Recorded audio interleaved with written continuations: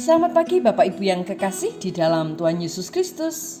Pagi hari ini saya Iko Wahyu Suryaningsih kembali menyapa dengan kebenaran firman Tuhan yang terdapat dalam Yakobus 4 ayat 14. Yakobus 4 ayat 14. Sedang kamu tidak tahu apa yang akan terjadi besok.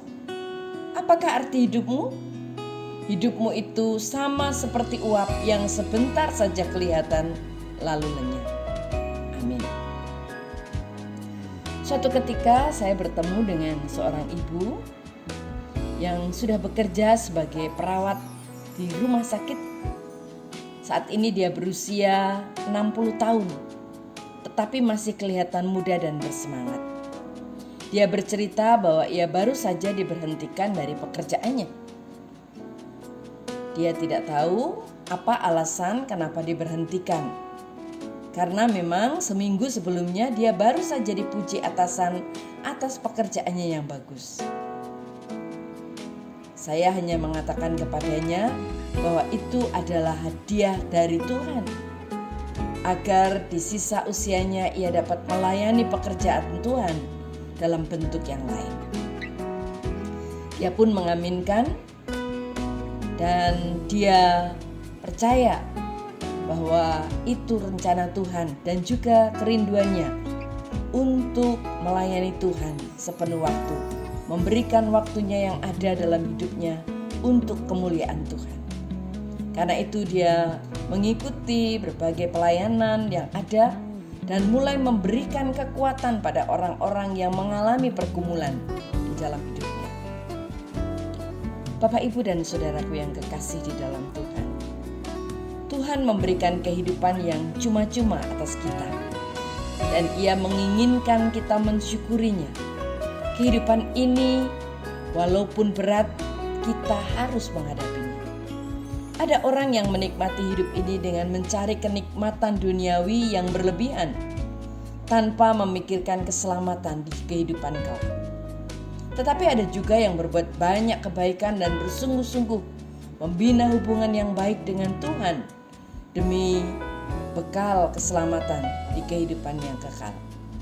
Sementara itu ada orang yang berjuang untuk mempertahankan hidup dengan berbagai persoalan dan berbagai masalah di dalam hidupnya. Tetapi apapun yang terjadi di dalam kehidupan kita saat ini, satu hal yang kita perlu lakukan, yaitu bersyukur untuk semuanya. Karena hidup di dunia ini singkat. Hidup di dunia ini hanya seperti asap yang sebentar ada kemudian hilang. Mari berikan kenangan yang terbaik terhadap orang-orang di sekitar kita dan juga orang-orang di kehidupan kita. Jangan pernah menyesali hidup ini karena permasalahan hidup yang mendera kehidupan kita.